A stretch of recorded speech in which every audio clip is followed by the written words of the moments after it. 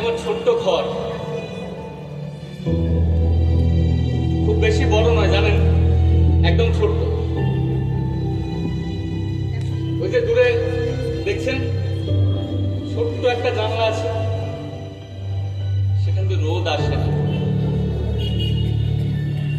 সেখানে রোদ ঢোকে না। দীর্ঘ 8 বছর আমি রোদ দেখিনি।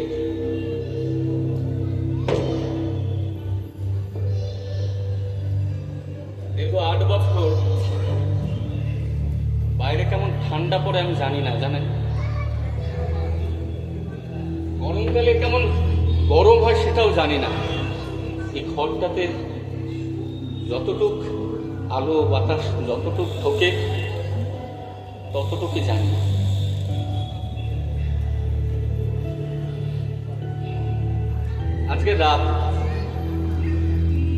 আজকের রাত্রে আমার এই ঘরটার শেষ সময়, কারণ কালকে আমার এই ঘরটা থেকে মুক্তি পাওয়ার দিন। কালকে এই ঘরটাকে চির বিদায় দেবো আমি। দীর্ঘ 8 বছর আমি এই ঘরে কাটিয়েছি, জানেন। এই ঘরের প্রত্যেকটা কোণা ধরুন ওই চেয়ারটা, ওই যে থালাটা দেখতে পাচ্ছেন, এখান থেকে প্রত্যেকদিন একটা নির্দিষ্ট সময়ে থালাটা ছুঁড়ে দাও। আমি প্রত্যেকদিন তুলে নিয়ে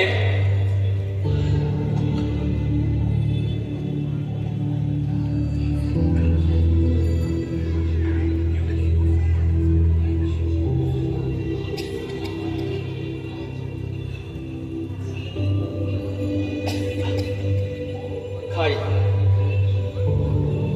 কারণ এইটুখানি সম্বল ছাড়া ওরা আমাকে আর কিছু দেয় না, জানেন তো, কিচ্ছু না।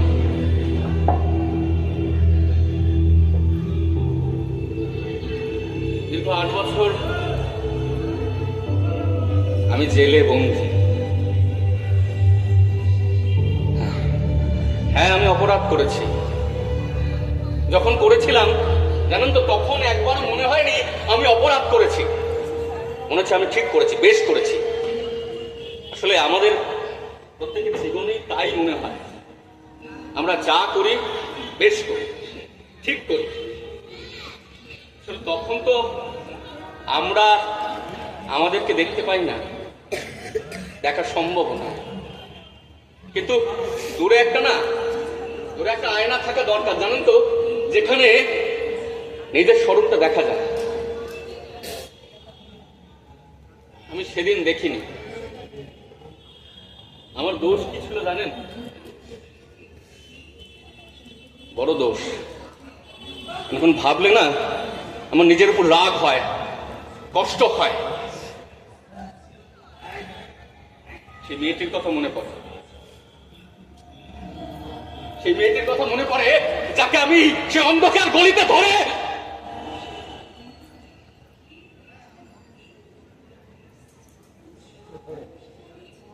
চিৎকার করেছিল, জানেন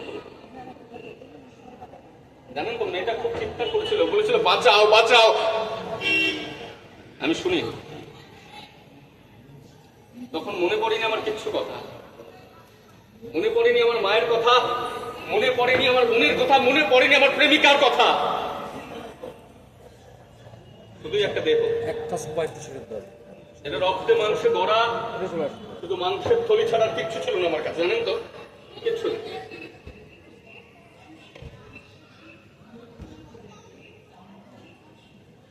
আমার একটা পরিবার ছিল জানেন, আমার একটা মা ছিল। মা আসেনি আমার সঙ্গে দেখা করতে। যেদিন আমি ধরা পড়েছিলাম সেদিন দূর থেকে মা কাঁদছিল। মার চোখ থেকে না টপ টপ টপ শুধু চোখের জল পড়েছিল। যে ছেলেকে সে ভালোবাসতো, নিজের স্নেহ দিয়ে বড় করেছিল, সে ছেলে হয়তো এই কাজ করতে পারে না। আসলে প্রত্যেকটা মারই কিন্তু তাই মনে হয়, তার ছেলেরা এই দোষ করতে পারে না। আমারও মার তাই মনে হয়েছিল।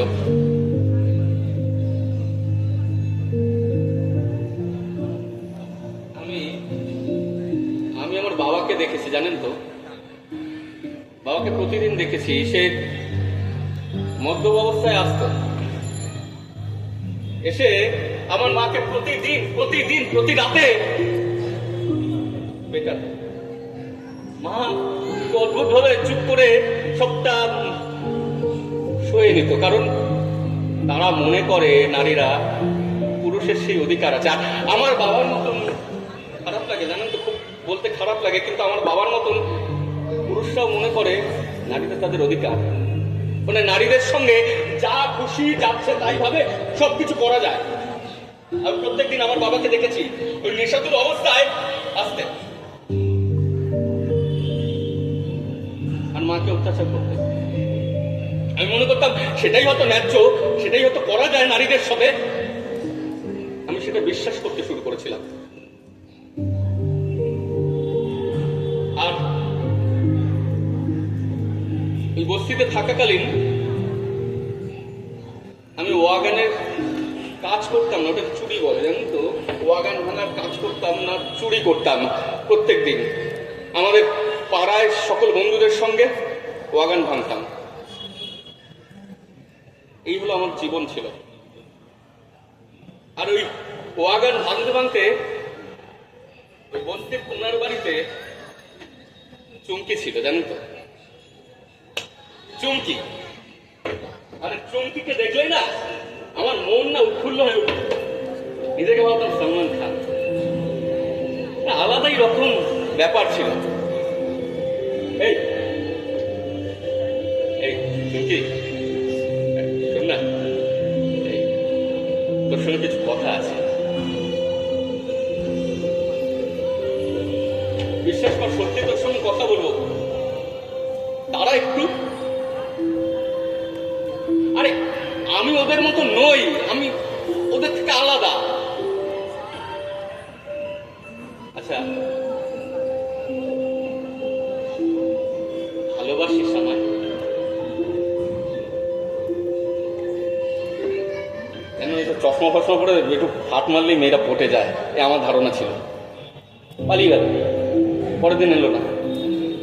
আবার একদিন রাস্তায় যাচ্ছি, ওর সঙ্গে আবার দেখা। এ চুমকি, চুমকি শোন না, তোর সঙ্গে একটু কথা আছে, একটু সময় দিবি আমায়? হ্যাঁ, সেদিন সময় দিয়েছিল। তারপর থেকে আমাদের প্রেমটা জমে উঠেছিল। মানে যখন যেতাম ওই গঙ্গার পারে বসে মাঝে মধ্যে 5 টাকা জানমুড়ি পাওয়া যেত, দুজন মিলে একসঙ্গে খেতাম। আসলে প্রেম করতে গেলে পয়সার প্রয়োজন হয় না, আমি দেখে শিখে গেছিলাম। কিন্তু মাঝে মধ্যে প্রয়োজন পড়ে। একদিন চুমকি বলল, রাজু আমার একটা জিনিস লাগবে। ওই মালতী দি না সুন্দর নেকলেস গড়িয়েছে, আমার একটা কিনে দিবি? বললাম চাপে। এই হলো সমস্যা। তো চলছিল, এবার কি করি, দুর্দান্ত সমস্যায় পড়লাম। তো আর একদিন গেলাম ওয়াগান ভাঙতে, কারণ প্রেমিকা বলেছে জিনিসটা করতেই হবে। তাতেও কিছু হলো না।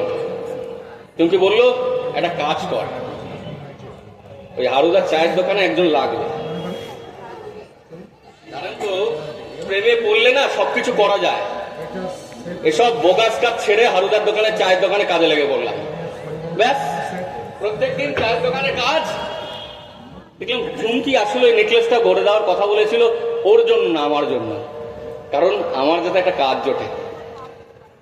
তো একদিন কাজ করছি, কাজ করতে করতে একজন এসে খবর দিল, রাজু তোর বাবা আর নেই। বাবার কথা শুনেই আমি সবকিছু ছুটতে এটা দৌড়াতে থাকলাম বাড়ির দিকে, দৌড়াতে দৌড়াতে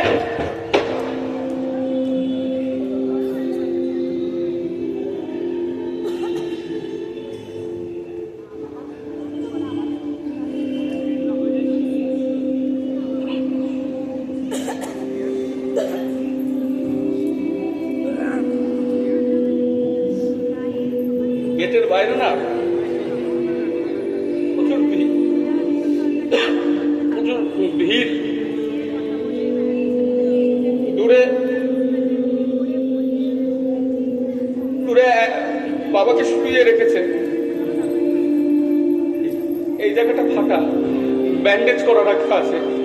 মা পাশে বসে হামো করে কাঁদছে। আমি মার কাছে গেলাম, মা, ও মা, মা, ও মা, মা, ও মা, বাবার বাবার কি হয়েছে মা? বাবা বলো না, বাবার কি হয়েছে মা? মা কিছু বলতে পারলো না। পাশে কাকা ছিল, কাকা বললো তোর বাবার নেশা করে রাস্তা পার হচ্ছিল আর একটা গাড়ি এসে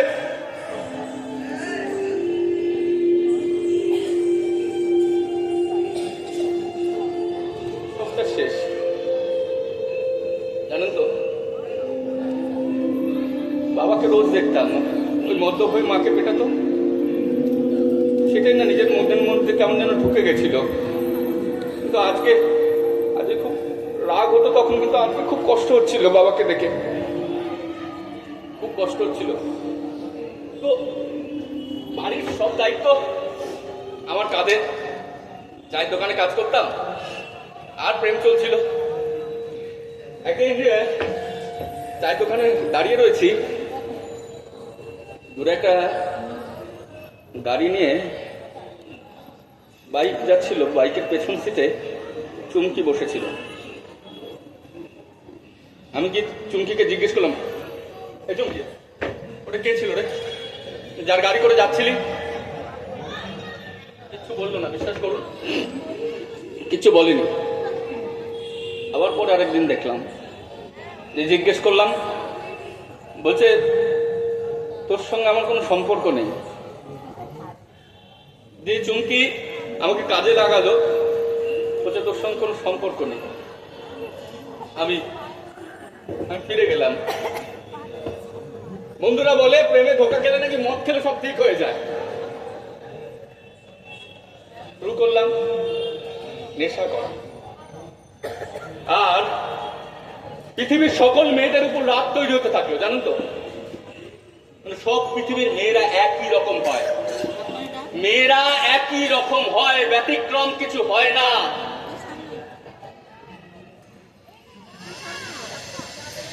রাগ হতে শুরু করলো।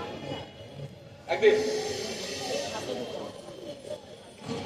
হারুদা বললো একটা ভালো কাজ আছে, করবি? বললাম কি? বললো ওই কারখানার গেটে সিকিউরিটি গার্ডের কাজ, তোদের সংসারটা একটু ভালো চলবে। আমি হারুদার কথায় চলে গেলাম সিকিউরিটি গার্ডের কাজ করতে। প্রত্যেকদিন কিছুই ছিল না, ওই একটা পরে দাঁড়িয়ে থাকা আর এটা করা, আর কিচ্ছু ছিল না। কাজ করছিলাম। আর রাত্রি হলে ওই কারখানার পাশে একটা বড় ফ্ল্যাট ছিল, জানেন তো, বড় ফ্ল্যাট। রাত্রিবেলায় একটি ছেলে একটি মেয়েকে নামাতে আসতো। প্রত্যেকদিন দেখতাম অনেকটা রাত একে অপরকে জড়িয়ে ধরতো, তো ছেলেটা চলে যেত, মেয়েটি বাড়ি যেত। আমার কিন্তু দেখতে খুব ভালো লাগতো। মেয়েটিকে আমার খুব ভালো লেগেছিল, জানেন তো, খুব ভালো লেগেছিল। চমকে গেছে তো, কি হয়েছে? আমার রাগ ছিল মেয়েদের উপর, কিন্তু ওই মেয়েটাকে দেখে আমার না কোনো রাগ ছিল না, মেয়েটাকে আমার খুব ভালো লাগতো। একদিন রাত্রে মেয়েটি যখন ফিরছিল, সামনে গিয়ে দাঁড়াই, গিয়ে বলি, তোমায় আমার খুব ভালো লাগে, আমাকে ভালোবাসো? মেয়েটি কথা বলে না, চলে যায়।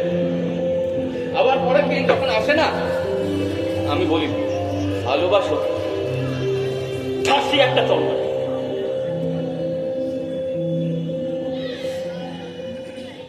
তোমার রাগ হতে শুরু, প্রচন্ড রাগ। একটা মেয়ে একটা পুরুষকে চড় মারতে পারে না? পারে না। প্রচন্ড রাগ হতে শুরু করে, কারণ আমি আমার বাবাকে দেখেছি নারীরা পুরুষদের অধিকার, পুরুষরা নারীদের সবকিছু ছিনিয়ে নিতে পারে। আমার খুব রাগ হচ্ছিল, চুপকে ওরকম করলো, তারপরে এই মেয়েকে ওরকম করলো। একদিন রাত্রিবেলায় সে বাড়ি ফিরছিল, দেখলাম আমি চাপতে ধরলাম, চাপতে ধরে ওর জামা কাপড় থাকলাম।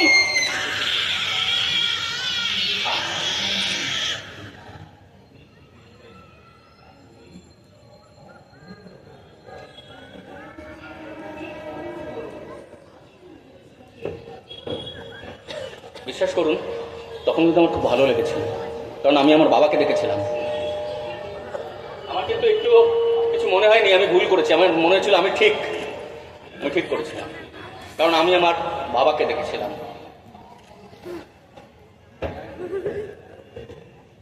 পরের দিন ধরে নিয়ে গেলাম আমাকে, দিনের পর দিন কেস চলল। ও একটা কথা তো আপনাদের বলিনি, ওই যে কারখানায় কাজ করতাম, সেখানে অনেক দুর্নীতিমূলক কাজ হতো। এলাকার দাদারা বলেছিল, কিচ্ছু বলবি না, মুখে না, চুপ করে থাকবি। সেই দাদাদের সুফলেই আমার কেসটা অনেকদিন চলেছিল। আজ দীর্ঘ 8 বছরে আমার কিছু হয়নি, আজকে কালকে হবে। এটা অনেক আগেই হতে পারতো, কিন্তু হয় না। তা বলে ওই পুলিশি টর্চার কিন্তু বন্ধ ছিল না।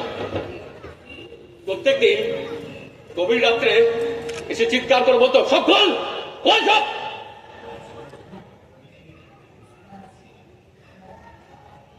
আমি কিছু বলতে পারতাম না, জানেন, কারণ আমি ধর্ষক। স্যার এটা থাক। আবার ধমক দিল,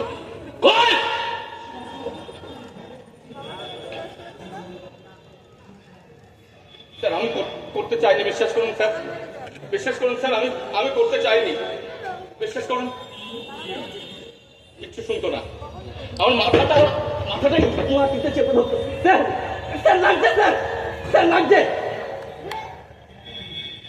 তারপরে অত্যাচার করতো, এই বড় বড় রুলগুলো দিয়ে না, রুলগুলো নিয়ে কপাটে মারতো আমাকে, কপাটে মারতো।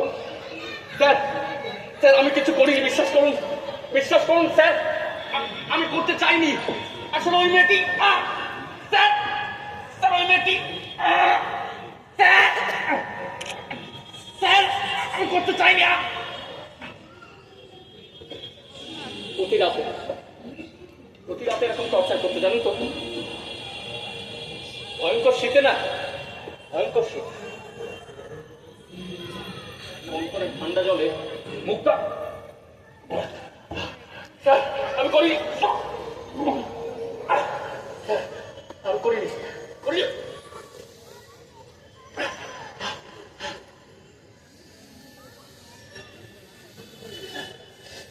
প্রতি রাতে এই টর্চারটা চলতো, বিশ্বাস করুন, যখন এই টর্চারটা চলতো তখনও মনে হতো না আমি কিছু করেছি।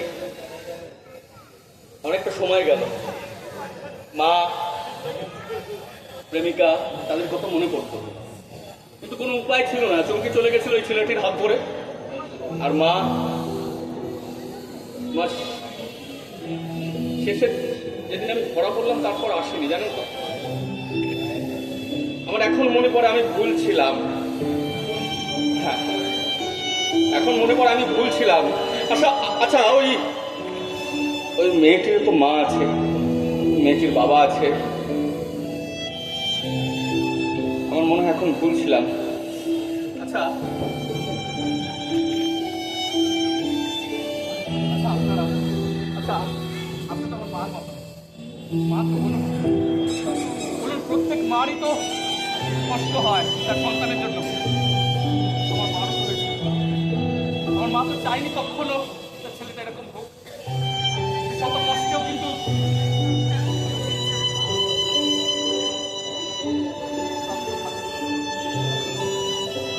না, আর ভালো হওয়ার সময় নেই, জানেন তো। কিছু হয়নি,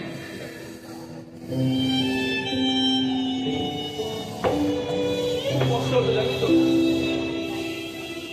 আজকে 8 বছর পর দাদা দিদি ওদের কারণে আমার হয়তো ফাঁসিটা আগেই হতো, কিন্তু 8 বছর পর হবে আগামীকাল সকালে।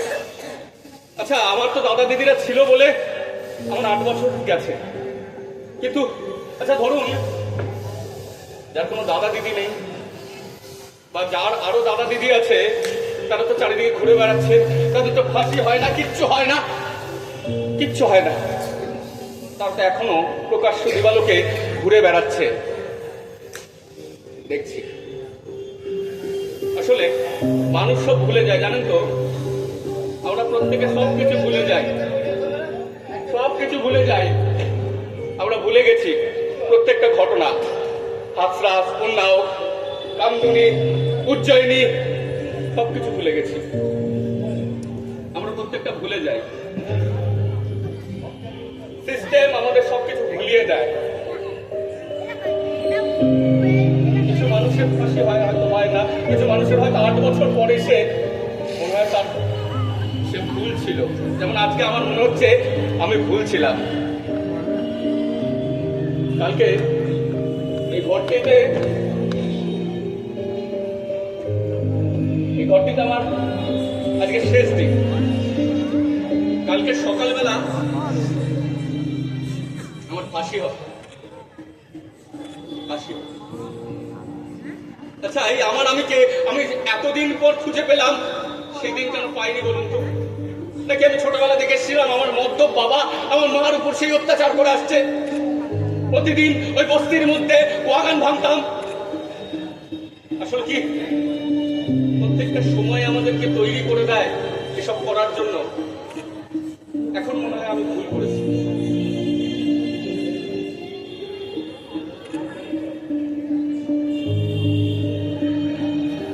কালকে সকালটা আর হয়তো আমার দেখা হবে না।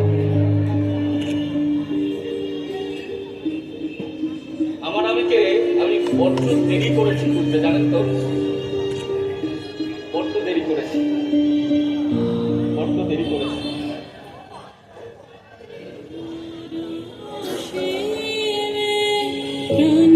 মন লয়ে যত দূর